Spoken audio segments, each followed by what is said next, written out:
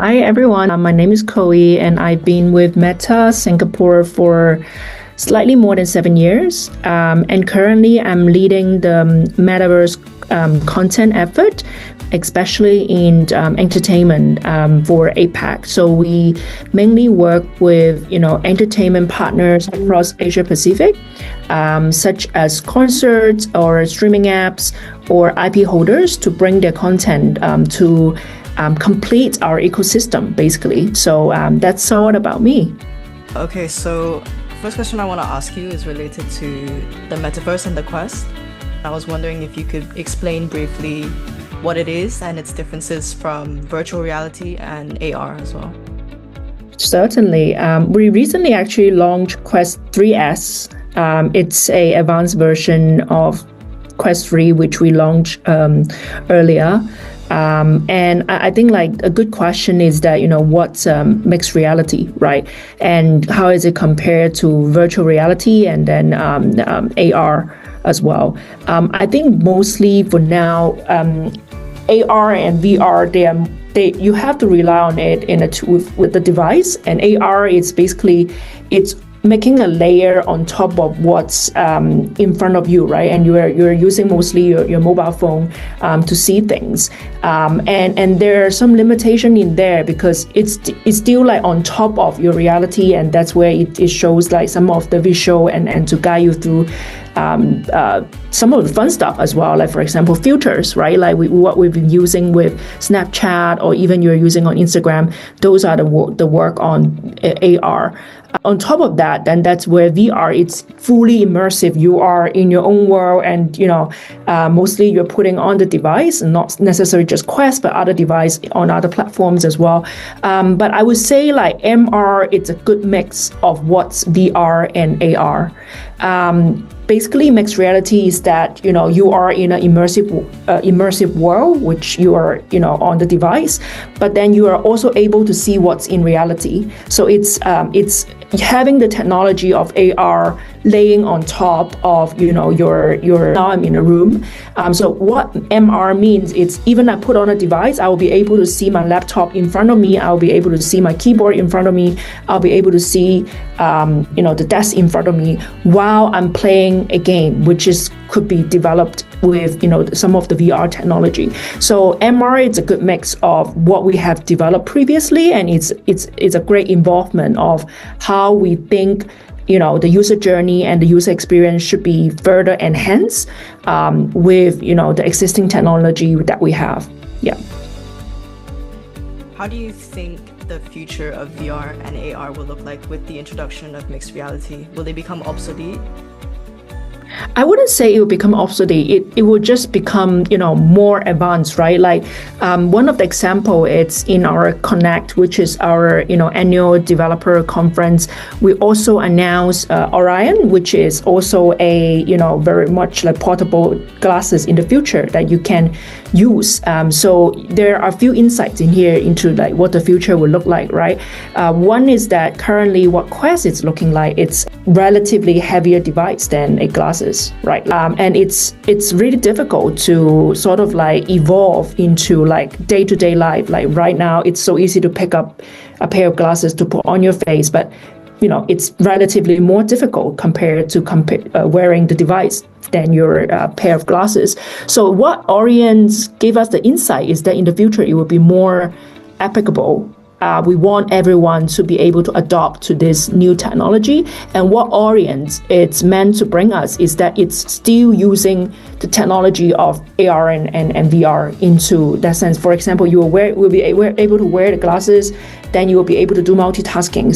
Somehow we have shown some prototype, but it's not available in the market yet. But to your question, I wouldn't say AR or VR would be totally out of our sight. It would just be evolving into adapting into different use cases, depends on the need of the device and depends on the needs of the tools and the use case of the users as well. Hey, thank you for that response. Very detailed. So in the future, do you see VR, AR, and MR being a very vital part of our daily lives? In which fields it would be the most prevalent? actually, it's here already, right? Like what we have been developed, it's like we start from Ray-Ban glasses, and then we were moving forward with, more and more advanced and putting more use cases into the prototype and stuff. I think in terms of the use cases, just very daily lives.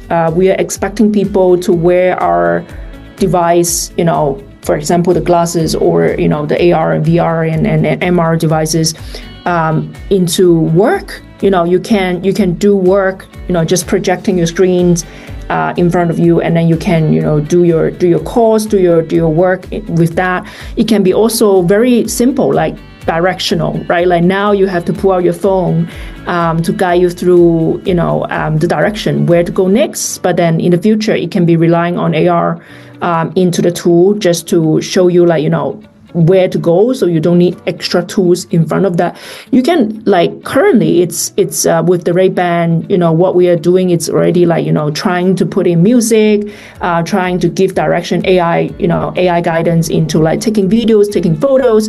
But I do think in the future this will evolve into, for example, our REM model to apply some of the technology on AR and VR into that, so that it's applicable in your day-to-day life, not just in what we have currently, like, gaming or entertainment and stuff. It can be very much like down to your habits and what you're doing in your day-to-day. Yeah. Could you please share a little bit more about how the concerts specifically are arranged?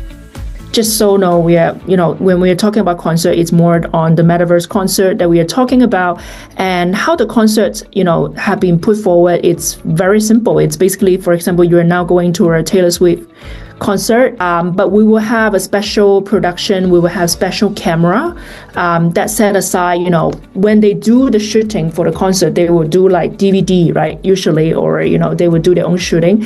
For us, it's the same method that we would do the shooting on the same sites as well. So it's just that the camera or the technology that we use will be different, which, porting into our production or a device, that would be, the camera degree, is it like 360, is it 180? So I think that's pretty much like how we are producing all those concerts. In terms of logistic, just different, and the technology or the devices we use in terms of shooting the concert would be slightly different. Yeah. So in future concerts, do you see the concerts almost exclusively being held on the Metaverse, or do you think that there will still be demand for in-person concerts? Yeah, I think that's a good question, because ideally, of course, we want people to attend, concerts mainly on Metaverse, but I think it was still a good mix of both. The reason why I'm saying it's, you can see that concerts these days, it's so difficult to get tickets, right? Like you are fighting for tickets, and the second thing is there are difficulty because, you might not be there, in person with your friends to watch the same concert. For example, I might be in Hong Kong, and then, you guys are in Singapore, and we wanted to go to the same concert, and how? It's difficult. But, if we're in the same place and if we're able to get the tickets, why not? That would be a good social interaction as well. So I think the main thing is back to the bottom of like what kind of goal we want to achieve through this entertainment, right? Through this concert, is that we want to socialize with our friends, we want to have fun, we want to enjoy. And that's ultimately what, Metaverse concert can solve some of the problem.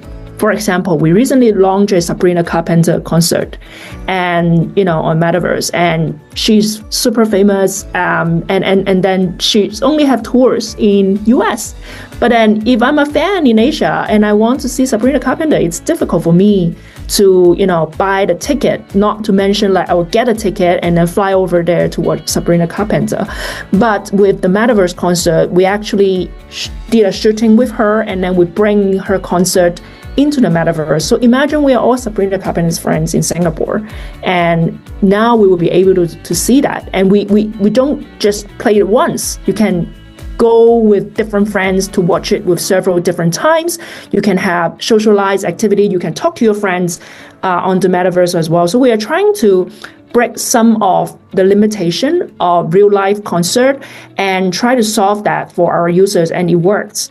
And lastly, I wanted to ask, generally, like in the entertainment industry, such as like any like shows or like movies, how do you think that MR will start to make its way into it?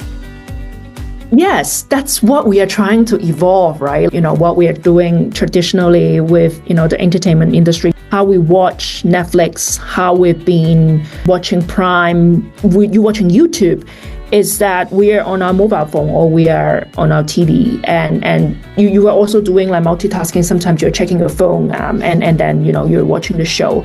What we are trying to do with the metaverse is that we also want to bring this immersive experience, because on the TV it's hard to bring that cinema view, and that immersive experience to you while you're watching the show. But I think like with the technology involved, we want more into like that immersive experience. So that's why also we want to multitask, because you don't want to just wear the device and you can't just do other stuff. So the evolvement or the breakthrough we are doing here is that we want to bring those streaming apps onto the device. We provide that immersive experience that, for you to enjoy, and meanwhile you can multitask. So I think these two are the main breakthroughs that we are trying to bring, so that we can enhance the whole, watching experience for our users and let them enjoy the entertainment with our device. Yeah. One last question. If you have any advice for students that want to get into this field and are very passionate about MR? Yes, I think I would highly encourage you, any students that are interested or you are, passionate about coding or everything, start to look into that. The reason why I'm asking is like in our ecosystem, we do see that some of the most selling content from students.